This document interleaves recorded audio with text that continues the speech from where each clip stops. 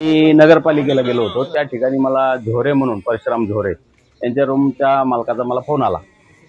इथे भिंत पडली, माझ्या वडिलांच्या अंगावर पडली आणि तू लवकर ये। तर मी तिथून फायरवाल्याला फोन केला, फायर ऑफिसरला फोन केला आणि त्यांना बोलवलं।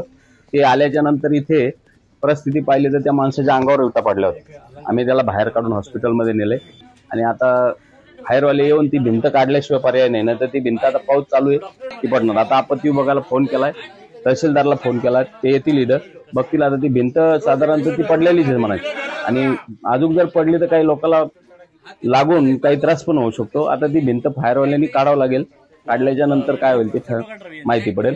पण सध्या आता परिस्थिती एकदम नाजूक आहे। पाऊस 3 दिवस झाले पाऊस चालू होता, त्या पावसाच्या पाण्याने ती भिंत क्रॅक होऊन झोरे परिवाराच्या घरावर पडली आणि त्या झोरेच्या वडिलाला मार लागला। त्यांना आता दवाखान्यामध्ये आम्ही पोहोचवलंय। आता फायरवाले येऊन त्यांची कारवाई करतात। इथं ऑफिसमध्ये त्यांचं सामान तात्पुरतं शिवसेना शाखा आहे इथं, त्या ठिकाणी त्यांची आता 1-2 दिवस ते बांधकाम होतोर किंवा तयार होतोर आम्ही त्यांची सोय करूया। तिथं त्यांचं सामान तात्पुरतं आता बाहेर काढण्याचं काम आम्ही करणार आहे।